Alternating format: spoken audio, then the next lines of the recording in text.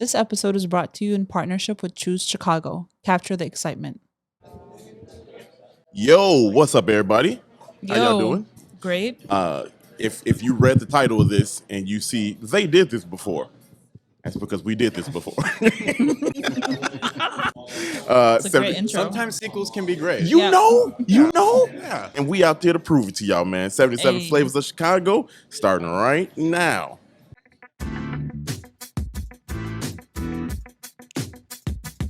This is the podcast where we visit all 77 of Chicago's historic neighborhoods and discuss their heritage and taste the amazing food. And if you know anything about us, we love two things, food and Chicago, so I can't wait to burn this gas money. You ready? Let's get it. This is the 77 Flavors of Chicago, the podcast. What's up? What's up? You didn't even let me finish the Oh, my singing. bad. Go ahead. You want me No, to it's run it over. back? You want me to The run it moment back? is gone. Yeah, let's get the remix. Yeah, you know. He asked for the remix. Y'all, welcome back to another dope episode, 77 Flavors of Chicago. Hey, Dario. Sarah. Joshua Smyser-DeLeon. Hey, hold on. Full name in there. Yeah. Full name in there. Hold on. And, Google him. Yeah. Yeah. And I gotta do my man's right. Hold on. What? Oh my gosh. Feels like I'm in the club. I love Yeah. that. You are in the club. Yeah. We're in the club pastrami. That's what that's what we in right now. That's a good name for a club. Yeah. So I just want to address the issue that I lied, and I said that the time we did 2 episodes in 1 week, that was the last time that we would ever do that. Oh, yeah. I told people not to get comfortable. Get Sorry. comfortable. Life changes. Life changes. And we have new friends over at Choose Chicago. So, Yes. so this is this episode is a little more of an in-depth dive Yeah. into Humboldt Park. Yeah. So we've previously recorded an episode. You can go back and listen to that one. But this one's a little more info. So yeah, you know. which But don't come at us if it's not all the info you wanted. Just keep it moving. Okay.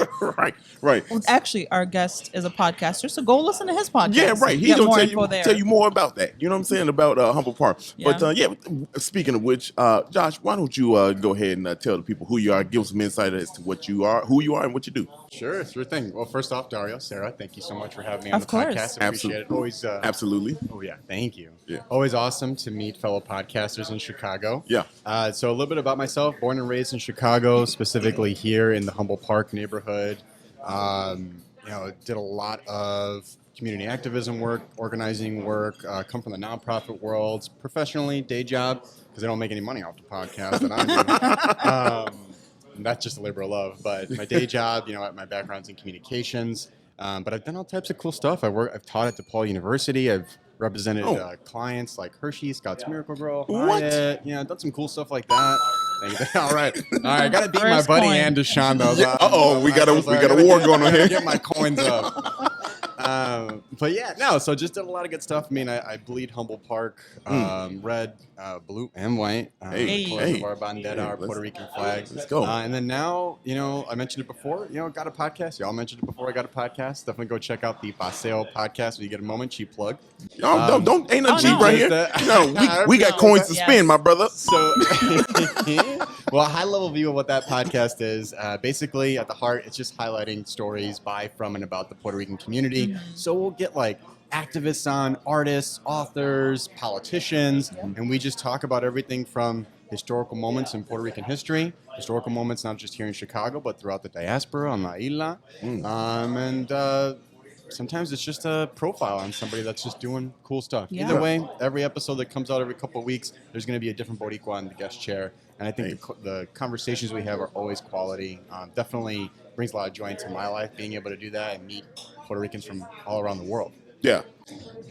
So why did you start this podcast? Why did you feel like there was a need for it? Was something missing? Definitely something missing. So when I was growing up, I was in school. I didn't hear a lot about Puerto Rican history. If I did, it was maybe a few paragraphs, maybe a couple pages in a history book, and really it focused on the United States, quote unquote, saving Puerto Rico from Spain, which you can look up in the Library of Congress. Puerto Rico was on its own pathway to independence. Spain was actually giving them their own self-government. They actually had their first election, I want to say 1897 or 1898. Yeah, 1897. Spain's like, yeah, you can be free. That's fine. Take Cuba with you. Right. Yeah. And United States, a month later, Spanish-American War happens. Mm-hmm. And then what happens? The United States saves, Right. quote unquote, Quote, Puerto unquote. Rico from Spain. Don't they love doing that? They've been doing that. He said it's in the book, y'all. Y'all It's in a come book. Library of Congress. Look it up. I'm not lying. But, Somebody's gonna fact check you. yes, So but it wasn't until college where I was like exposed to those types of facts. Yeah. right. And I really felt like I was done a disservice. Luckily, I had my grandfather who migrated from Puerto Rico to Chicago, had a small business here. He was very in tune with his Puerto Rican culture, loved history. So I got to learn a lot of my own history from him. Yeah. My mom was very involved in the community, very proud to be Puerto Rican. So a lot of my best conversations about Puerto Rican history and what was going on in the Puerto Rican community really came from those dinner table conversations. Wow. But I wanted to expand that as I got older in life. I was getting my master's in public relations and advertising, and I thought from DePaul University, go Blue Demons. Hey.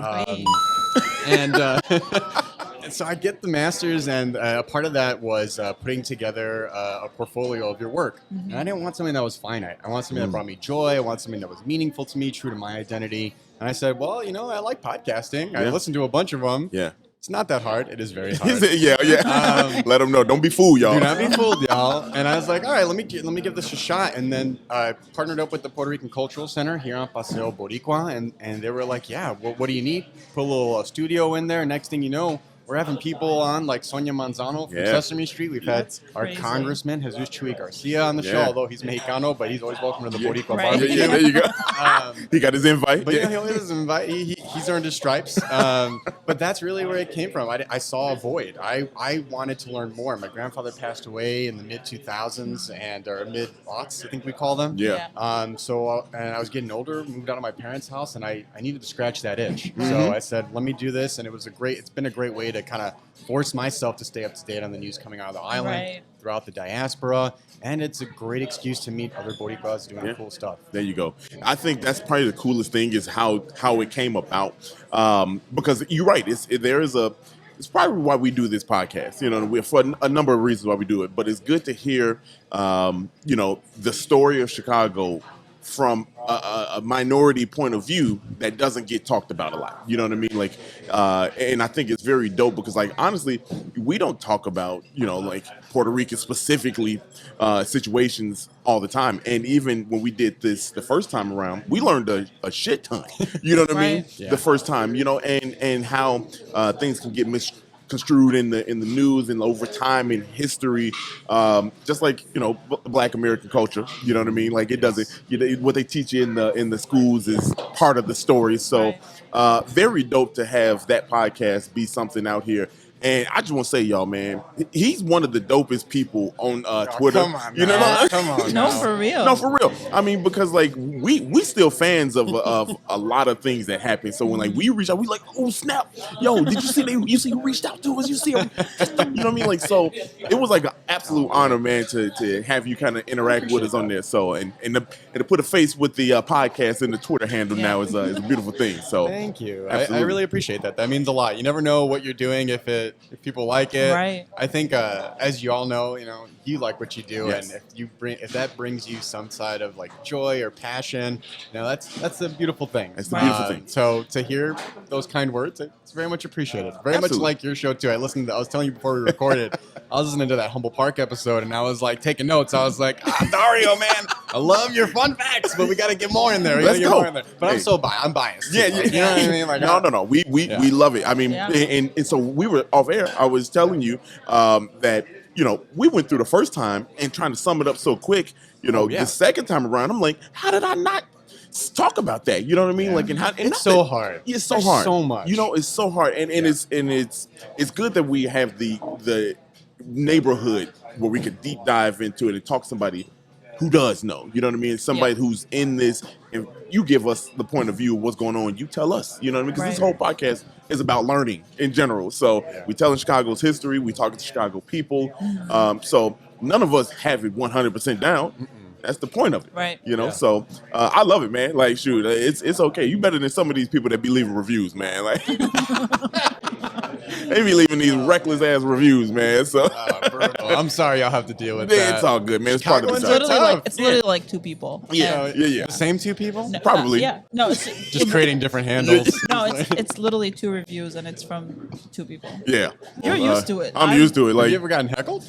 not in a negative sense. Okay. Not in a negative, not in a negative sense. But you know, Oh, no. a heckler is anybody that just will laugh and like still be talking, even though they think they've Oh, been, yeah, they yeah. think they've That's been fair, nice. yeah. You know what I mean? So like, I've been heckled in that sense, but like, I've never had a person say something wild. You know what I mean? Yeah. Like, because like I'm also from the South Side of Chicago, y'all. Like, these jokes gonna fly. You know, Yeah. just with Yeah. the fist now. Right, yeah. Try me if you want to. You know, connecting that to, grow up on the South Side and that reviewer saying, like, well, you only get excited about your culture. Like, if you threw me, like, you talk about the Puerto Rican parade, I could Right. talk all day. Yeah, all like, day. That's like, Yeah. anything you want to know, nah, we'll talk Boricua stuff all day. Yeah. You drop me in the middle of the Bud Billigan parade, I could tell you a little bit, but there's no way I'm going to, like, or like St. Patrick's Yeah, Day right. parade. Like, I'm not going to be able to give Yeah. you as much detail as Right. somebody that is from that culture, has Right. grown up around that. Like, Yeah. it's an unfair. I'm sorry you had to deal, but you handled it well. Yeah. Yeah. A lot of this is a good process part too. Yeah. When you hearing this stuff, like, you know, I'm telling it, but I'm sure if I was listening to it, I'd probably be like, holy shit. You know what I mean? Like some Yeah. of these facts, and we got some more pretty cool facts today. Just if you listen to the first version of Humboldt Park, you probably like, what else can they say? Well, yeah, I got more shit. So, but I mean, a lot of times we intake this stuff, I'm reading, and when I do my research, I'm like, damn, holy shit. You know, like that's Yeah. kind of dope. So, without further ado, I think let's Yeah, get into let's it. jump into Humboldt Park Part do 2. it. But Josh, I know you listened to the episode, so this is how we get ready. did. Yeah. Reading Rainbow, My y'all. fave. My fave. Yeah, Shout out buddy. to LeVar Burton. You know- man. you Shout know. out to him. He should have been the Jeopardy host. We can talk about that a whole different. That's a whole podcast. That's a in whole itself. podcast in itself right there, man. That was like the only person, you know. Like It anyway, was like Universal Karma. Not to get off track, Yeah, but yeah. it was Universal Karma when they chose somebody else. Yeah. you know, Anyway. it's all good. It's all good. Anyway. But y'all, we are indeed in Humboldt Park again, actually on location at Jeff and Jude's right here on Cortez and Western. And for those of you that need a refresher, Humboldt Park is community area number 23. Annexed to the city in 1869, and 207-acre park named after Alexander von Humboldt, German naturalist and geographer, Who's never been. who has never been he's never been to the United States. But he's that cold. You know what I mean? Yeah, I mean, he got a whole damn community area here in Chicago named after him. Yeah, we'll see. Different time. Different times. Yeah. You know, The name holds a lot of sentimental value because I Really? grew up in the neighborhood, but yeah. it's odd. It's odd. It is It's very odd. odd. It's odd. It's very odd. You know what I mean? Dude has never been here, and he's German. Hey, Right. you know, Right. it is what it is. But something that we didn't do the first time around because we started a little bit later are the boundaries. So to the north, we got Bloomingdale Avenue. To the south, Kinsey and Metro Railroad tracks. To the east, Kedzie, California. And to the west, the railroad tracks at Kenton. Again. You know? Yeah, those railroad tracks are long and wide. Well, That's what yeah, she that's what said. she said. Yeah. Damn. Oh, man. Yeah, that's a coin, I think. Yeah. That's what she said. Joke in here. That's nice. Yeah. One of many, I'm sure. It's our favorite. One of many. Let's see. Some of the old facts, and we won't go over the old stuff because I got a couple new things. But let's talk about the flag because you brought up the flag, and I mentioned it before. It's 45 tons, 59 feet tall. In 1995, the officials built and Puerto Rican activists, they built the flag, the arches over the stretch of Paseo Boricua that is named, and it also holds the Puerto Rican Walk of Fame. Also, so That's crazy. yeah, pretty dope. true. But Josh, you were saying something that I didn't know. Why don't you go ahead and I'm gonna get my finger over the coin button ready. So Okay, y'all. This is going to be a little history on the Puerto Rican flags. Buckle up. yeah, So those flags are actually the largest monument to a flag in the world. Fun fact. That's crazy. that's crazy. Billy Ocasio was the alderman at the time. Thanks to him, Representative Luis Gutierrez and Mayor Deli. Those flags were built. Actually had to get brought over overnight because the materials were so wide, they were taking up too many lanes on the expressway. So it was actually built overnight. We have an episode on it if anybody wants to listen to it. Yes, sir. And it's interesting that we have flags of that kind here and not in a place like New York, somewhere else on the East Coast, Orlando. Yeah. You're talking about millions of Puerto Ricans on the East Coast, a million in New York, a million in Florida alone. But no Puerto Rican community has ever organized at the scale and the diaspora like the one here in Chicago. You look at those flags, and they are a form of protest. Okay. So why is it that they are a form of protest, you might ask? It is because at one point, those flags, if you went back enough in time, early 1900s, you'd actually get arrested and put in jail for about a decade for just having that flag. What? Really? Wow. The Puerto Rican flag. The Puerto Rican flag. Jesus. In the United States. In the United States, yeah. Wow. It Talk was about called, the law in Spanish was called La Ley de la Mordaza, or the gag law in English. The fear came from the independence movement in Puerto Rico that this flag represented the push for independence. Independence meant the cash cow that the United States had in Puerto Rico would slip through their fingers. But there's an evolution of that flag. So if you go back to like 1868, there was something called El Grito de Lares. Spanish Empire's in control. People are not liking their existence in Puerto Rico. The top one, bringing it to like nowadays, the top 1% had all the power. You had slavery on the island. You had working class people, famine, economic chaos, and it was a working class uprising against Spanish government. So, and that was like across different classes, demographics, merchants, slaves, poor people. It was an amazing feat. Only lasted a few days. Spanish were like, we're the Spanish Empire. What are you doing? Right. You really want to try like 100 miles wide. Not gonna happen, buddy. But that did usher in like things like a little bit closer to like freedom of the press. It ushered in, getting rid of slavery. A lot of like really like political elections. It ushered in a lot of good stuff. But ultimately, when we get to the Spanish-American War, where Spain is basically telling Puerto Rico, you're going to be free, the United States says, no, we won this in the war, so we're going to take over Puerto Rico. So this Grito de Lares flag, which is still the flag of a town in Puerto Rico called Lares, ends up morphing. And the design, if you ever look up the Grito de Lares flag, is very much based on the Dominican flag, as it is today, as a solidarity thing. A lot of revolutions happening in the Caribbean at the time. So fast forward, Spanish-American War, Grito de Lares flag ends up turning into the flag as we know it today, but the blue in the Puerto Rican flag was lighter to match the blue in the revolutionary flag, the Grito de Lares. So since the flag had the elements of the revolutionary flag, plus it was pretty much the symbol of the independence movement. Pedro Albizu Campos, shout out to him, amazing, like Army vet, Harvard grad, knew like 6 languages, ended up being a political prisoner of the United States because the United States was just like, you want independence? We'll show you what independence looks like. If anybody knows about independence, it's us. We're going to make you a colony. We're not going to give you any choices. We're going to lock up all your leaders. So then, basically, this law goes into place, La Ley de la Mordaza. If you had the Puerto Rican flag in your possession, you waved it, anything. You could go to jail for up to a decade. Really? Yes. Jeez. So then, basically, trying to like kind of mend bridges, the United States says, okay, we're going to accept this flag as the official Puerto Rican flag. So they just made the blue darker to match the blue in the American flag. And that's really that's the Puerto story. Rican flag as we know today. But that's actually modeled after the Cuban flag. A lot of people think it's modeled after the United States. So. Wow. That is very interesting. There you go. Shit, there you go. That's it. Hold on. That is So crazy. last thing I'll say on that too, like when you see those two banderas acting as gateways, not only do they represent the fact that Paseo Boricua, the Puerto Rican community here in Chicago, is essentially the cultural center of Puerto Rican culture in the Midwest, but it also still lives on, the legacy of protest still lives on in those flags. When you look at how Humboldt Park is changing, Paseo Boricua has, for the most part, remained intact. And you can take that nowadays, meaning, we've planted our flag here. We're protesting the inequality that Yeah. exists in our neighborhood. And these flags go a few dozen feet deep. So good Right. luck Yeah, getting yeah, them out. yeah. And good luck getting us out. Yeah, You know hey, what- hold on.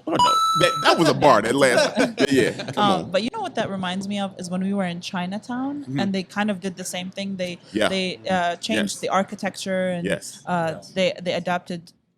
There was Chinese or language writing, and I don't want to offend anyone, Mandarin Chinese writing, and so it was the same. It was like, we're here. We're not going anywhere. Right. You can gentrify whatever you want, but we're not leaving. And That story I feel is like that's very the same. similar. Yeah. They Very invented similar. an entire architectural style. Right. They did. Just so it would be Right.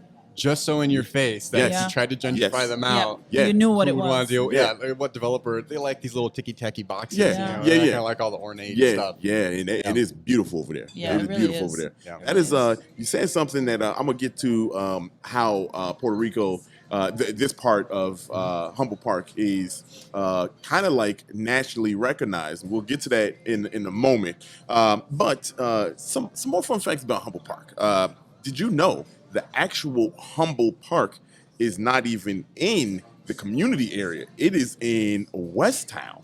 We haven't covered West. Yeah, we haven't covered West Town yet, but that is amazing. And if you remember last time I told you, I was like, part of Humboldt Park is located in West Town. Well, now Deeper Dive, it's the actual Humboldt Park.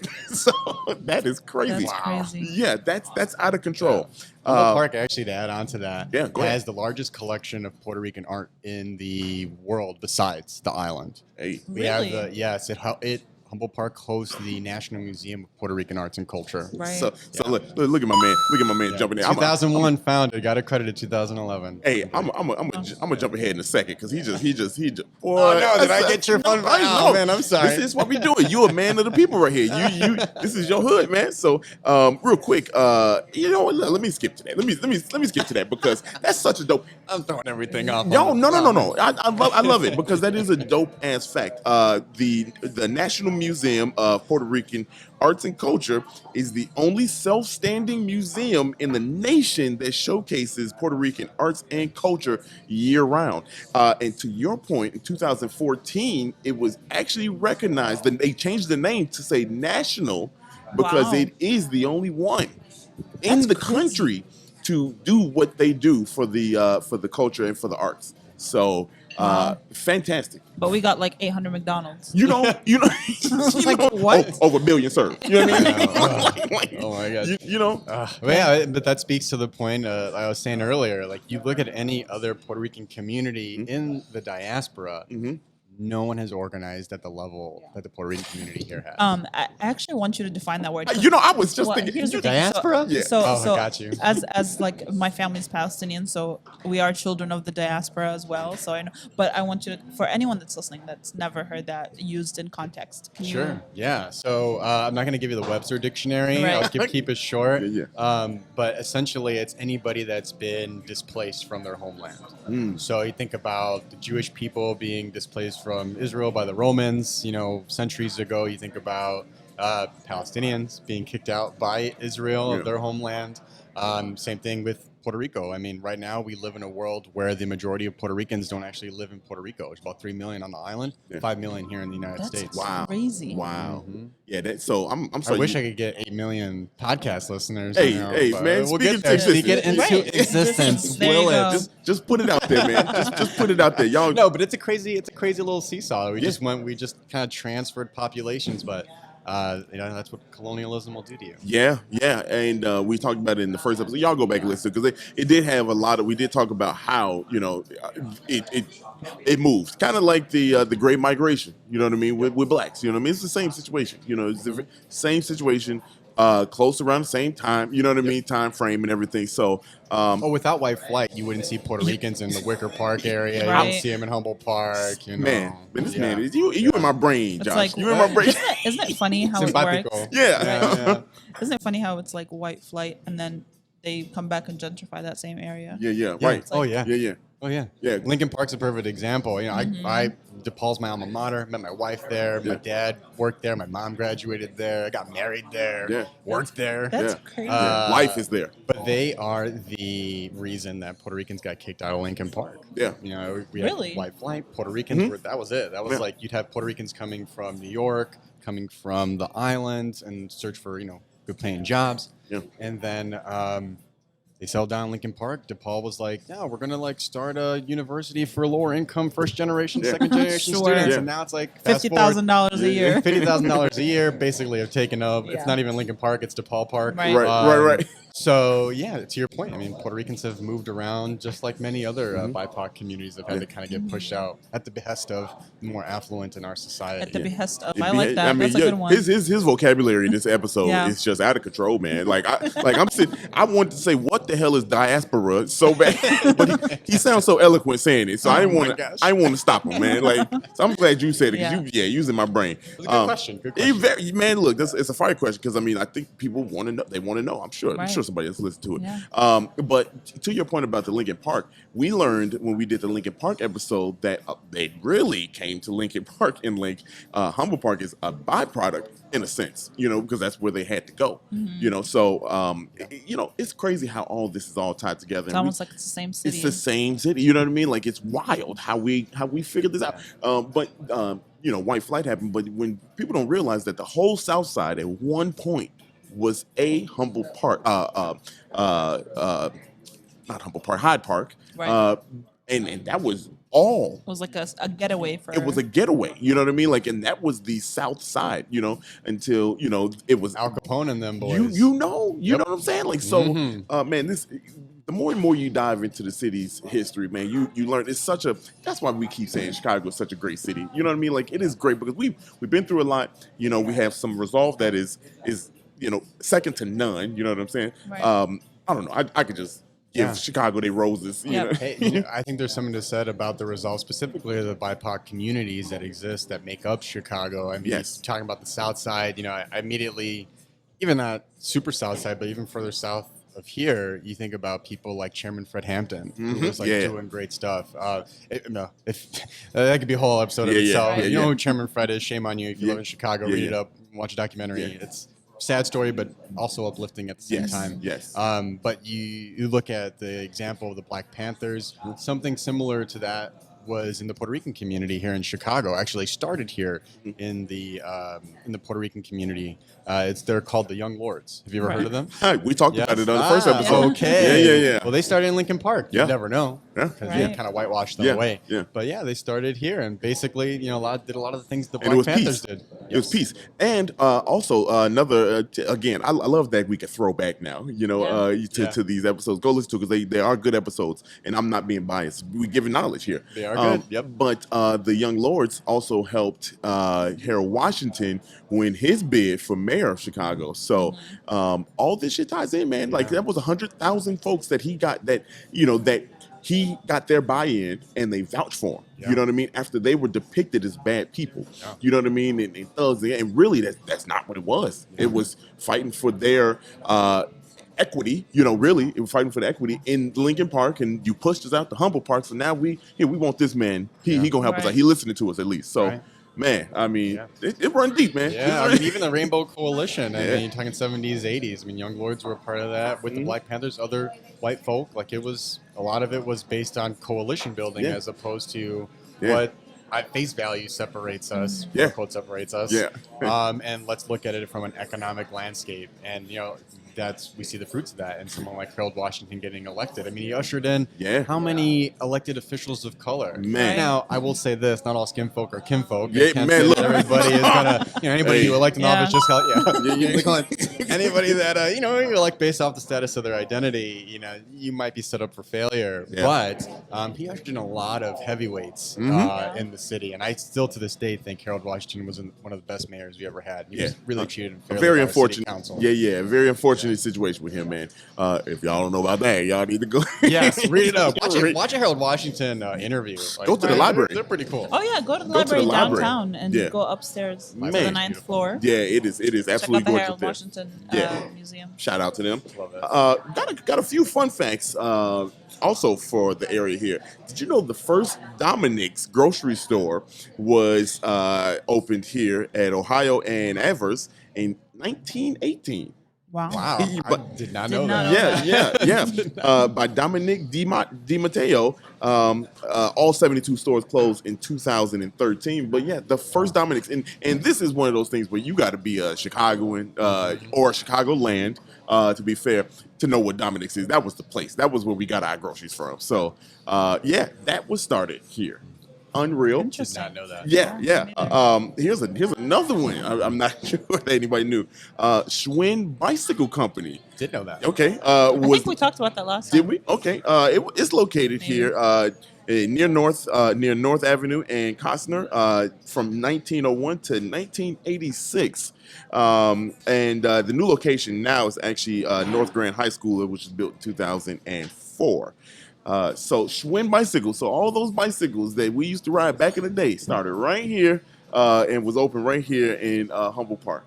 Unbelievable. Yeah. Now, this last fun fact, and I got two more things after this, but this last fun fact, though, this is one that I have talked about several times. You know that I'm a big fan. Shout out to Jeffrey Bear. Love Jeffrey Bear. Love Jeffrey Bear, man. I've learned so much about the city because of him and all his tours and his documentaries.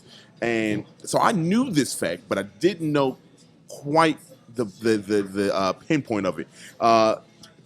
Frank Baum moved to Chicago, and if y'all don't know who L. Frank Baum is, in 1891 he moved here to Humboldt Park and wrote The Wonderful Wizard of Oz in 1900. Okay, That's crazy. It Grew was up 2 blocks from there. Yeah. grew up 2 blocks from there, and he wrote it obviously. That's the Wizard of Oz, y'all. And you can go to the site where he grew up, not the place, not the house, but they have a mural there. And the sidewalk around it is a yellow brick road. And that started right here in Chicago. I told y'all that the Wizard of Oz is heavy in here, man. Chicago's the greatest city on earth. I always have wondered why everybody in Chicago walks around with ruby red heels. It's like, this is kind of an odd tradition we have. That's weird. Yeah. There's actually also, we talked about Oz Park. Yeah. Which has all of, not near Humboldt Park, but near Lincoln Park. Yeah. And then they have it's like a mosaic. I don't want to say it's not a mosaic, but it is made out of stone. Yeah. And it looks, and it's the skyline, and then the yellow with yellow brick road. Yep.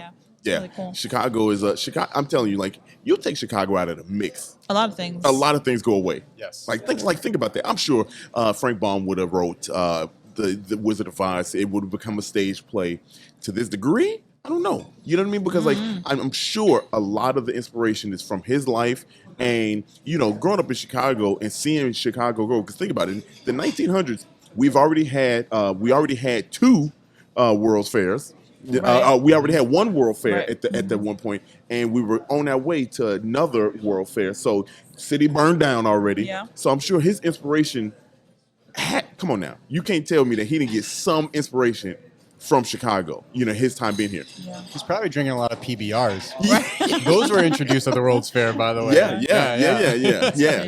And I'm telling you, shout out to the 2-time champ Chicago for having 2 World's Fairs. Yes. And not only just having 2 World's Fairs, but we renamed them, on our own, called them Chicago Fair.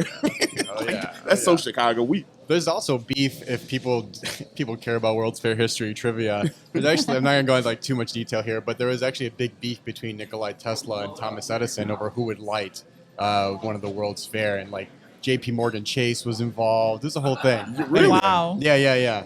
Basically, made Tesla bankrupt because he tried to get in line with people to sell off his basically had to give up his rights to his invention. Really? So yeah. Oh wow. Whole direct current, alternating current debate was very high at that time. The World's Fair was a part of that. I'm going to look that up. I love that kind of stuff. Dang, Yeah. it was beef back in the day. Yeah, there's actually a really good documentary. I think History Channel did it. It's called The Men Who Built America. But it talks about your Vanderbilt, your Carnegies, your J.P. Morgans. Just the dozen. Yeah. Really, Got all the the credit, 5 yeah. white guys that basically monopolized everything. Yeah. But then gave all their money away, so they're heroes and happy. Yeah. That's basically what happened. Yeah. So a couple things with the actual neighborhood over here in Humboldt Park. There's this thing in 2020 called Invest Southwest, Right.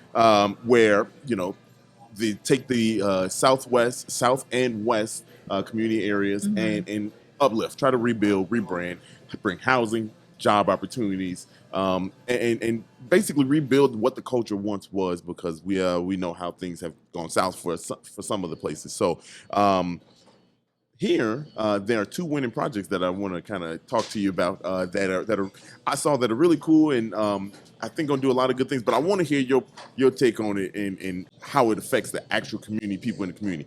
The first one is, I'm gonna butcher this name. It is Team Pioneros. Okay. It's like, yeah. Good. Keep it moving. Bruh. Okay, I try. You get points, man. That's good. I'm gonna leave my points off this one. You get points. Now give yourself a coin. No, Come on. I defer. That's your coin. As a Spanish speaker, and my Spanish is not perfect by any stretch of the means, but you always get points for trying. Thank you. I appreciate it. Yeah. But see, I get points for trying. Yeah, okay. I didn't say anything. Anyway, I just laughed. it is a $53.9 million proposal on the northwest corner of North Avenue and Pulaski. It's going to be an entrepreneurial incubator space, and Interesting. Yeah, and Latino Cultural Center and office space, 9-story. 100% affordable, 75-unit residential place with office space for Humboldt Park family health, and a potential library branch. It's going to be there. I think it's fantastic. Actually, I've always wondered, driving past that building and that empty lot for so long, and wondering who's going to do something with this. Right. A part of me was like, hey, if I was making money like that, that'd be a nice house, that spot on the corner. Yeah. But actually, tying this to the Puerto Rican community here, that actually used to be the house of the old Banco Popular, which is the National Bank of Puerto Rico. Yeah. They moved Yep. across the street. But higher level view, I think it's a great move by the city. I think anytime you can get 100% affordable access to housing is a win. If you can add a new library in a particular part of the community, especially a community that may not have a library that's in walking distance, that's a beautiful thing. So I think those like 4 corners there could use the investment. It just depends on what that investment is. And I think this is a good step in the right direction. So definitely in favor of that. But I think it's going to be like 5 years till it's built, right? Yeah, it's going to be a little bit till it gets built. Yeah, I got I think not quite a decade. I don't think a little bit lower. Okay. I have the picture of it because the building looks beautiful. Obviously it's 2020, so here we are with nice facades and things like that. But it looks beautiful. I'm sure y'all just saw the picture if you're watching on YouTube. But yeah, it's fantastic. The second one is the Ave, located 3601 West Chicago Avenue, $25.3 million proposal on the southwest corner of Chicago and Central Park Aves. It's redeveloped into a 5-story mixed-use, mixed-income complex with 44 residential units, about 21,000 square feet of restaurant, gym, and daycare space, in addition to new office spaces for the current location, which is the neighborhood housing services. So, kind of the neighborhood housing services getting a rebuff, to kind of help out probably with the other building that's going to be going on there. Yeah, no, I mean, again, I think that's a good step in the right direction. A few questions, like, is that daycare going to be affordable? Right. I think what we've seen. Is the gym going to be affordable? Is the gym going to be affordable? Yeah. I think what we've seen with the Great Resignation is that people are leaving their jobs for higher wage jobs. But you also have a lot of people that have just left the job market, either women or men, or people that may be non-binary. They just decide, I can't afford childcare, right, so I'm just going to stay home. It's actually cheaper for me not to bring in a second income because I can't pay whatever the amount it is, but it's like in the thousands or something like that. Literally, like at least minimum. I think I remember my cousin's son was going to daycare 3 days a week. They live in Mokina, so they're not even in the city, right? 3 days a week, they paid $1,500 a month. Yeah, nuts. That is mind blowing. What are you teaching this child? Look, I don't know. You better learn 5 languages. I know that much. Learn how to pay bills. Learn how to. And like you think about being in the time of COVID too, that extra stressor on top of that, and it's not like childcare is getting any less cheaper. No. Right. So if there's gonna be less kids in childcare, that childcare is gonna shut down or they're gonna raise their prices. So it's like squeezing juice out of a rock at this point. Yeah. So those would be some of the questions that come to my mind. And if we're saying, oh yeah, we want this to be a multi-income property or housing development, I think that's beautiful. Yeah. But what's the percentage? Like what's the percentage of units that are going to go to low-income families, low-income folks, just working class folks in general? Mm-hmm. And what percentage is going to be allotted for people that are making, six-figure territory that have no problem throwing down a $10,000 deposit on a property? Yeah, Right. and we're right now we're like on the border of Ukrainian Village and Humboldt Park. And it's like you just need to walk down the block to see that Humboldt Park is not the same that it was like a decade ago, right? So we spoke a little bit before we started recording about how people are getting pushed out of the neighborhood, right? There's a lot of things that, the property value is going up, which could be beneficial to some people, but it's detrimental to a lot of the people that have lived here their whole lives and now can't afford to live here anymore. I don't know if you had thoughts on that. I mean, lots of thoughts on that. I mean, 2-3 thoughts. I think you look at the history of Humboldt Park, you're going to see a history of resistance, a history of rebellion, a history of pushing back on what the city views as the status quo and as what it views as a positive investment in a particular neighborhood. I think growing up, it's not the same Humboldt Park I grew up with. Actually, my wife and I ended up getting gentrified out, and we had to find a home in Hermosa, which is beautiful. Yeah. But we're like a lot of Puerto Ricans, just trying to get in where we fit in, and stay in this place that we set roots in, that we call home. But unfortunately, due to a lot of these changes, a lot of the pushing out of Puerto Ricans and from different neighborhoods over the city over the generations, decades, we're living in a time where a majority of the Puerto Ricans that live in the state of Illinois don't even live in Chicago. I think it's like 53% as of 2019, if I'm not mistaken. Majority of Puerto Ricans live out in the suburbs. Wow. Wow. Which is like, for me, it's like I want to raise my kids here. I want to be able to walk down Paseo Boricua. I'd love to live on Paseo Boricua, Right. But the older I get, the more I see that opportunity kind of just slipping through my grasp. So I can only imagine what somebody that lived here since the 70s, 60s, and thought they were going to live here forever, all of a sudden has to uproot themselves because some mayor or some council member or a certain amount of TIF dollars were coming into this neighborhood to make it quote unquote better. But better for who? Right. And ultimately, Puerto Ricans are on the losing side of that, which is why I think Paseo Boricua looks like what it does today. And that's big time credit to the Puerto Rican community, Puerto Rican Cultural Center, Puerto Rican Agenda, a lot of great nonprofits in that area that have really tried to plant the flag as deep as they can so that they're not displaced. But it's a hard battle. And man, I don't know. I hope I live long enough to see us win that battle.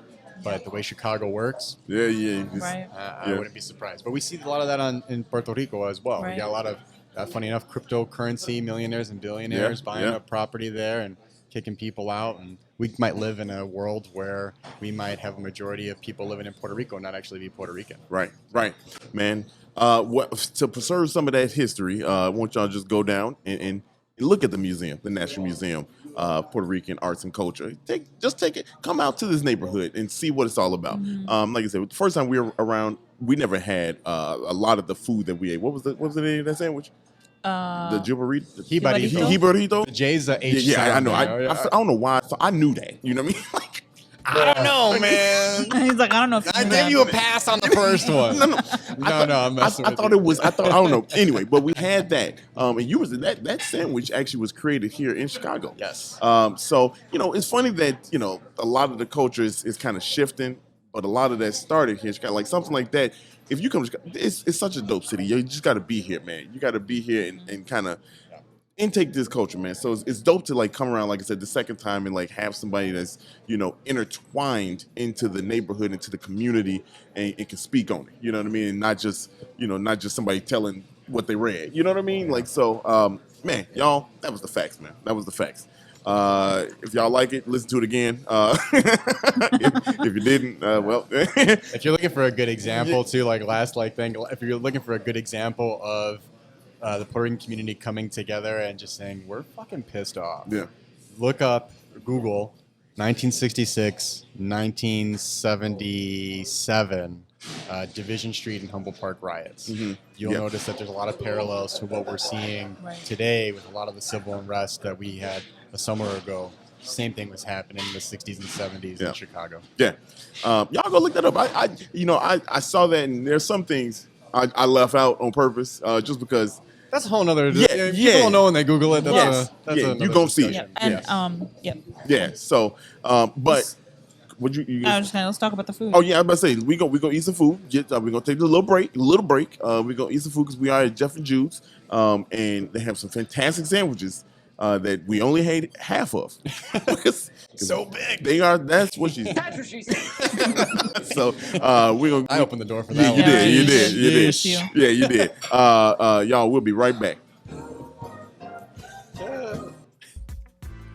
Dion's Chicago Dream is a nonprofit fighting food insecurity through its Dream Deliveries weekly free fresh produce delivery program.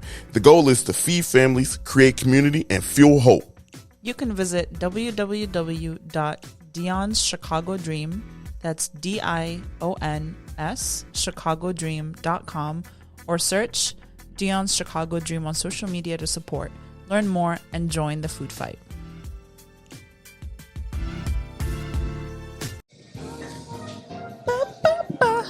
We are back with the food portion of the podcast. Yeah, buddy. I need to find a new transition. I mean, because that just sounds boring, but we'll figure it out. I mean, shout out to Choose Chicago. Oh yeah. Shout out to Choose Chicago, kind of point us in the right direction. Yeah. So we are at Jeff and Jude's, Hey. and we are highlighting them today in celebration of Women's History Month. Yes. Because it is a woman-owned business. And if you are not familiar with Jeff and Jude's, it is a Jewish deli here on the border of Humboldt Park and Ukrainian Village. Mm-hmm. They actually started out as a takeout only, so Really? you could only order to go. They were selling out so fast, people couldn't get orders. It would take seconds and everything would sell out. And they only recently opened up their in-store, and they've been doing great. This is fantastic. Mm-hmm. I didn't know that they started out as just takeout only. Just takeout only. It was like a small little store. You couldn't sit. You couldn't come in and sit. You just ordered to go, and people wanted more, so they gave them what they wanted. Give people what they want. Yeah. So it's replaced, which I didn't know when I knew it looked familiar when we walked in, but I didn't know what it was. Yeah. But it replaced what you previously used to be a burger place. Now Lockdown. Yeah. And that used to be. I've been here a couple times. I really like their burgers, but so the space is really nice. You have these a brick wall on one side, which is literally the outside of the building. The outside of the building. Yeah.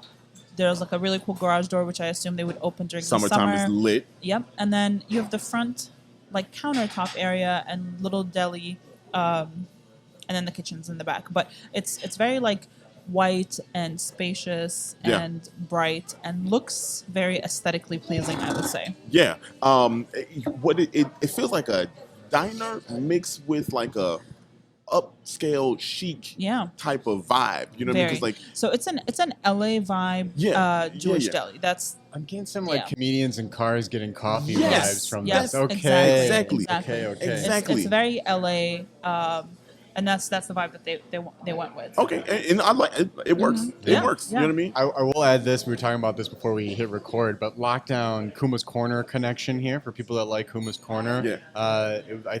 My understanding is there was a fallout from some of the staff there. Cook was like, "Man, I make these burgers. I'm gonna make my own spot." Ended up making Lockdown.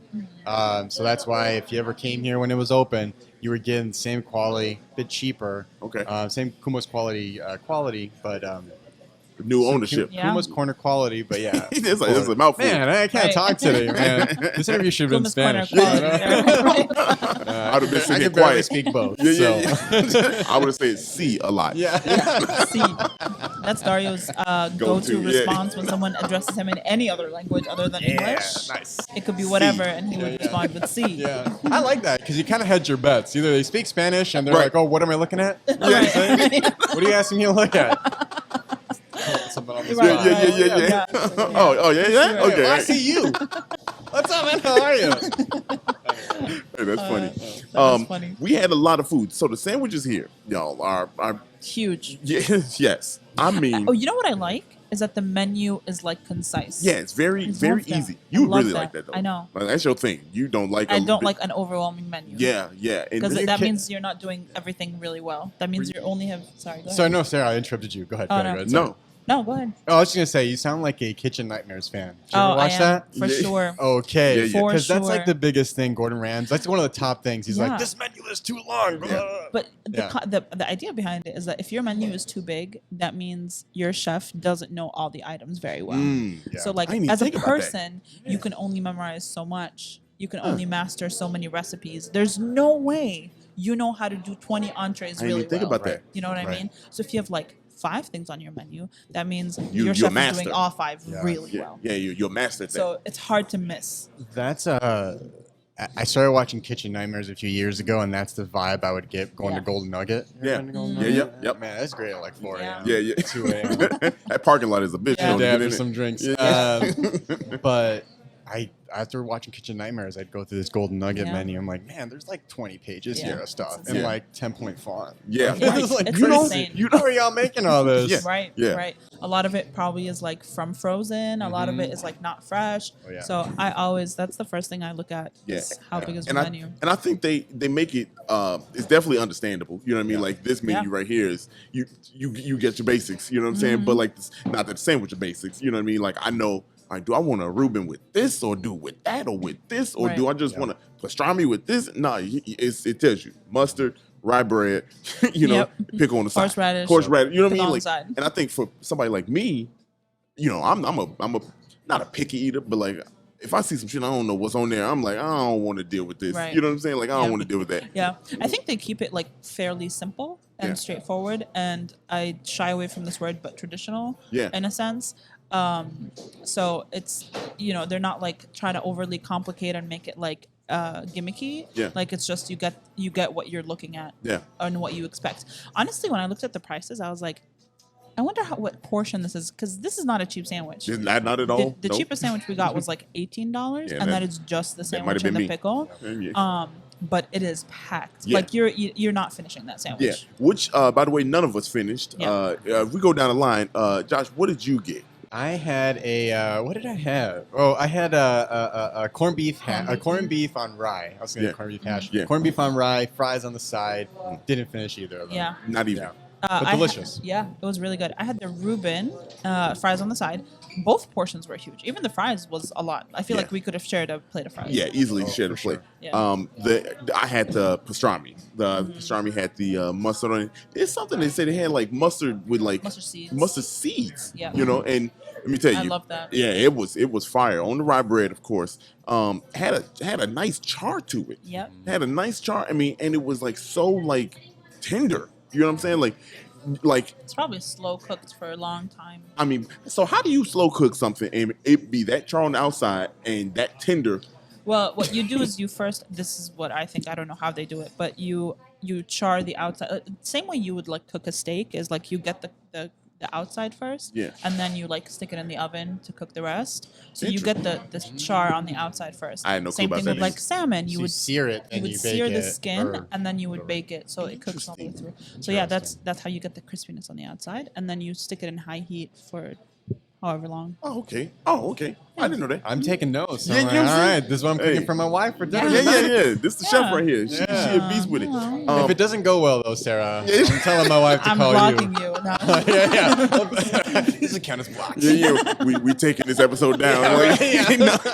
All the parts are gonna be this. Yeah. It's gonna be Dario talking to himself. Me just in the camera doing this with nothing on the other side. See. I really like the sandwich, man, because like for $18, $19, which is about the average price of the sandwiches. Look, I feel like you get enough Yeah. with it. You know what I mean? I Like agree. normally For sure. I wouldn't eat a sandwich just by itself and like not have anything, but you know the fries were good. Yeah, didn't eat them. You can get Yep. chips with it also, but like I didn't really need the fry. You know what I mean? It's a good compliment though. But I would have been full with just that sandwich, just Yep. a half sandwich. Yeah. I think my favorite addition, well, not addition, but what comes when you order the sandwich is that pickle. Oh my god. I know Yeah. people Me too. listening may feel a certain type of way about pickles, but man, you eating that sandwich and you're like, man, this is good. But then you take a crunch of that pickle, you're Yeah. like, Yeah. Flavor town. I agree. like that he spent a lot of time telling you how much you like that pickle, huh? That pickle was good. Hit it. Probably the best pickle I ever had, I tell you. That's what she said. Girth was there. That's what she Wasn't said. too dry. That's what she said. All right. See, I like people Yeah. that go along with the fuckery. I like. Oh, I'm here for fuckery, man. Let's get it. He picked up on it real quick. I love it. I love it. For sure. What other thoughts do you guys have? So if you come here, here's one thought that I will say: when you come here in Chicago, the mask mandate is up. Yep. But this place still enforces mask and vaccine cards. Yep. So if you are gonna come here, Don't make be- make sure you have your mask ready, have it handy, had a vaccine card ready. Yeah. I saw only one group of people that left. I think they wanted to buy by the rules. One guy just didn't have it on him. So I say that because make sure you have it. I didn't have my mask. They have masks to supply, but just make sure you carry your vaccine card on you. Yeah. Overall, Jeff and Jude's thoughts on Jeff and Jude's? I actually had one last Okay. thing I wanted to say. So I'm pretty sure it's a Jewish deli, so I'm pretty sure it's kosher. And I'm a firm believer that kosher and halal foods taste better just because of the way that the Yes. meat is butchered. Yeah. I'm just saying. So if Hey, you are, 100%. and I remember when I used to keep halal when I was younger, and we went to New York, I would go into kosher restaurants because that's all I could eat. Yeah. 'Cause halal and kosher is the same. So You know what's funny is so the first time I've ever had halal, you introduced me to it. I had no clue about it, and I think we talked about this on the episode that I've never eaten it because I'm like, I don't know what that is. That was my thought process. If I don't know the word, I ain't eating it. You know what I mean? But she broke it down to me, and when I ate it, y'all normally I just be like, nah, it tastes the same. Nah. It's different. Yeah, it's it is. It's something way different with it, man. And it's one of the aspects of why it's different is the way the meat that is butchered, the animal isn't in stress. Yeah. Because at least in halal butchering, you pray over the animal and you kind of like calm it down, and then you kill it pretty quickly, so it doesn't like. stress It doesn't out. stress out. Yeah. So the meat doesn't have that stress hormone released into it, so it tastes different. At least that's my understanding, and that's what I was told growing up. But I really think there is a difference in taste. Yeah, So it definitely is a difference. if you keep halal or kosher, this is a good option too. Mashallah to halal yeah. food being in the Hey, world. okay. Man. No? Thank you Look for at being my in the man. world. Yeah. Oh, man, go ahead. Makes the world a better place, I say. Right? You agree. final thoughts, Jeff and Jude. Thumbs up. I come here Yeah. again. I think bigger picture, we used to have a lot of Jewish delis in the city. Yep. Now they're few and far between. So to have another one is nice. Yeah. For sure. Yeah, I love it. Definitely. Man, y'all, I think the sheer size of the sandwich Yeah. is So big. it just is Yeah. like that right there alone is for me, like sometimes like I like to almost to the point where it's gluttonous. I don't want to be, but I love to eat food, you know what I mean? Like when especially when it's good. Y'all, For the pastrami sandwich I had, fire. Y'all. I also appreciate a spot, speaking of those servings, where you can go and, maybe the price tag's a little higher. Yeah, a little tough Yeah. on the wallet, especially in these times. Yeah. But the fact that you can get a second, maybe even a third serving Yeah. out of Oh, it, yeah. like Oh, that's, yeah. that's a big For sure. thumbs up Yeah, for me. yeah, we definitely got leftovers, I and I'm agree. with it. I I'm with agree. it. Yes. All right, tell everyone where they can Yeah, follow you. yeah, Where yeah. can they listen to the podcast? All that good stuff. Yeah, Will let people do. know. Okay, rundown. We're on Instagram, Facebook, Twitter. We're on TikTok, but we just have the handle. There's nothing there. But if you want to follow us on any of those platforms, at Paseo Podcast, we have a website where we'll do curate special episodes, like for Small Business Saturday, Women's History Month. It's Hey. paseomedia.org. You can also reach out to the show through that if you want to pitch yourself or someone you know or a story that you think we would want to highlight on the show. A lot of that has kind of been the way we've made things work. We've had a little bit of research I've done, a lot of research that listeners have done. So always welcome to a collaborative experience for anybody that wants to reach out. Man, there you go. Look, man, it's been a pleasure to have you on here. Honestly, real. this is what we envision Likewise. life after 77 to be. Like we want to talk to the people. You know what I mean? And hear what you got to say about it. So and still learn. Still learn. I proved that I can still dig and get some more information out of there. So thank you for being a part of the podcast. Y'all make sure y'all go get in tune. Tap in with my man's over here, man. He put the Puerto Rican community on the map right here. Notice so people we learn more daily about them. So igualmente, and again, Sara, Dario, I really appreciate y'all. Any guests to have on your show, appreciate you, having me on today to talk about the Paseo Podcast, Puerto Rican history, awesome food. Yeah, appreciate you both. Absolutely. All right, well, that's all, folks. If you like this episode, send it to someone you like, love, care for, want to entertain. If you hate this episode, that is all right. Don't DM me. I don't want to hear your thoughts. I don't want to hear your feedback. No, I'm just playing. You can send me feedback. Constructive criticism only. Constructive feedback only. Constructive feedback only. There you go. Yeah. All right. Y'all be And blessed. we'll see you next time. Yeah. Dario, Sara, Josh, we out.